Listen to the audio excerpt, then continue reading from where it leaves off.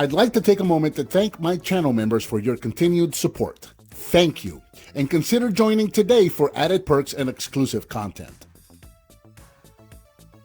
Hello and welcome, I'm Bert the Stormtrooper, and today we're going to be taking a look at the Transformers Beast Wars TERRORSAUR, and I love this toy.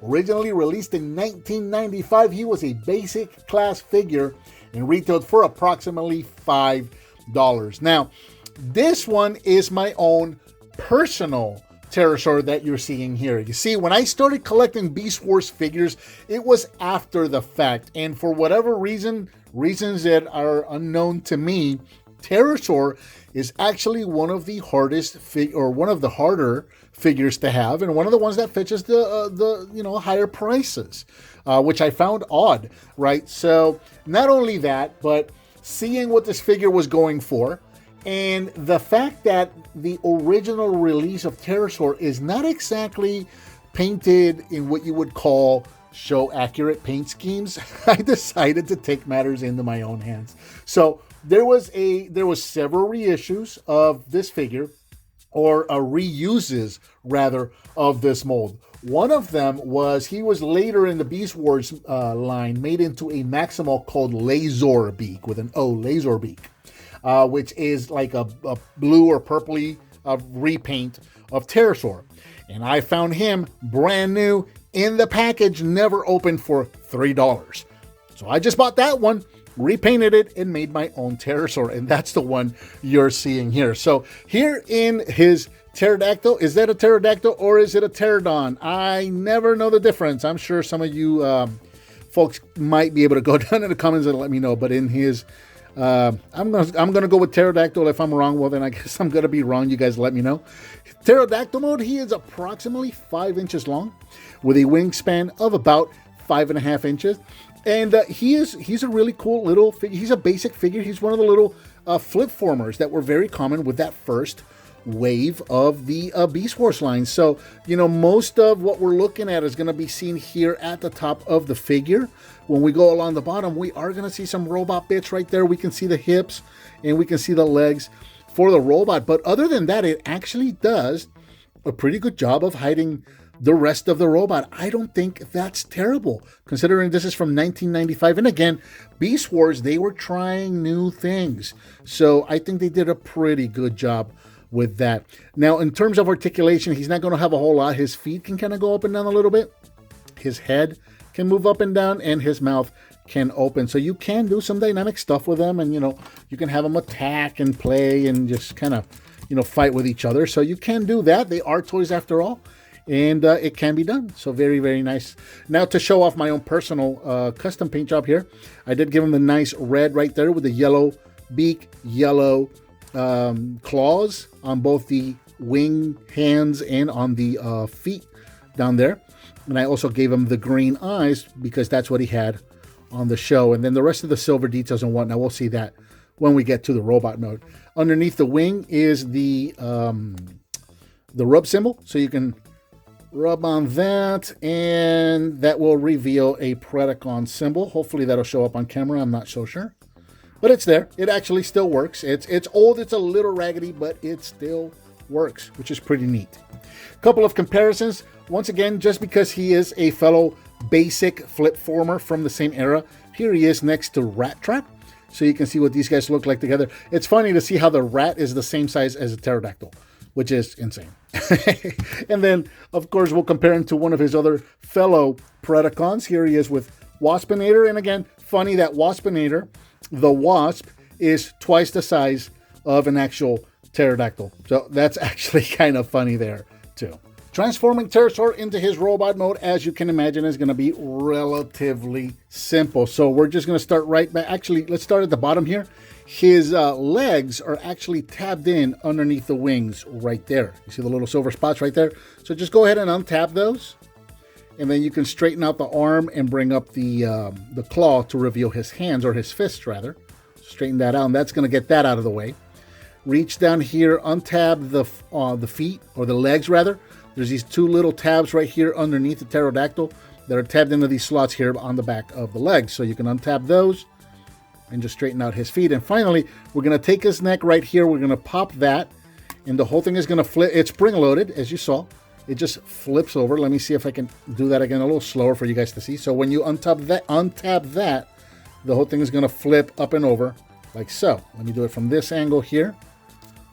So when you untap the head, or the neck rather, it's going to flip forward, up and over, just like that. And that's it. You just kind of tuck the head in back there on his back, get him all nice and straightened out. And there is Terrorsaur in his robot mode, standing at approximately 5 inches tall, 6 if you want to go here to the top of this little tail piece right there. His weapon is stored behind his neck, which I absolutely love how they did that. So you can just kind of wiggle that out there, and then you can just unfold that, and that's going to form his weapon right there. And you can put that on his hand. He can hold his weapon. There you go. Very, very cool looking little figure. In articulation wise, the head is on a ball joint. You can look up and down, side to side. No inquisitive tilting, but there you go. Still, considering the age of this figure, still pretty good.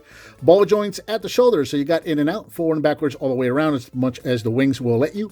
Ball joints at the elbows, so you got 90-degree bend at the elbow, and you also got rotation. And the wrist, nothing really, unless you want to use that transformation joint to kind of bring his wrists up, completely up to you. The hips are ball joints, so you can move forward, backwards, in and out. Rotate at the knee. Knees are also ball jointed, so you got bend at the knees, rotation at the knees, and the ankles can go forward and backwards. Now, bringing them in close so you can see all of the details. And again, at this point, what I'm doing is just showing off kind of my own custom paint, because this is not what the figure originally looked like.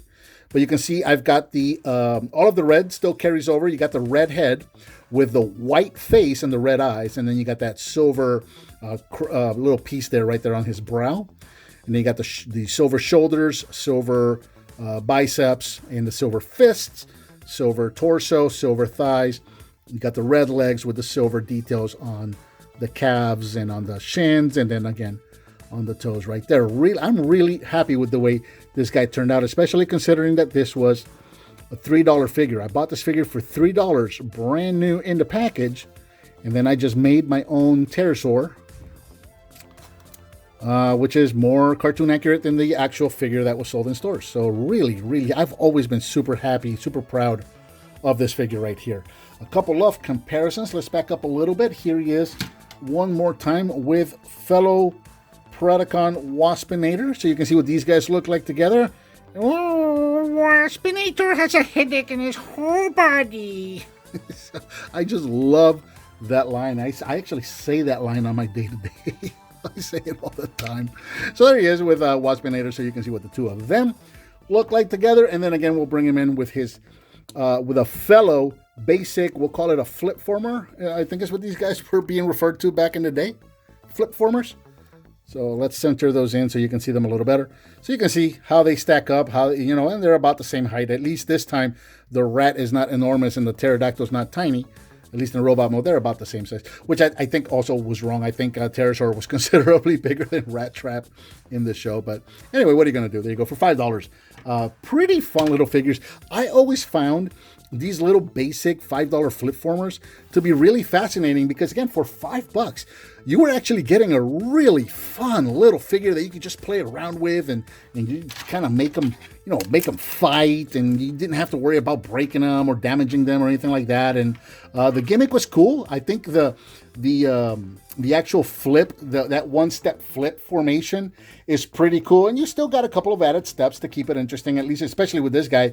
You know, you had the little leg claws there that were tapped into the bottom of the wings and the feet and whatnot. So you still got a couple of little steps that you got to do.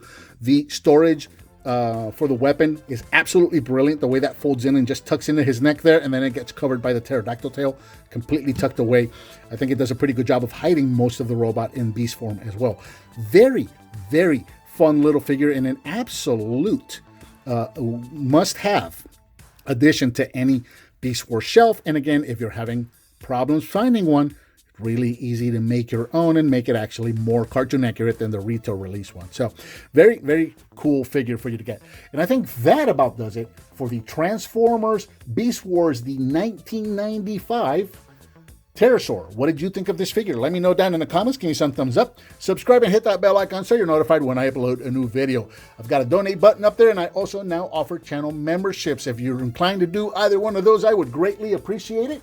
Please share with your friends if you like what you see, and I'll talk to you next time.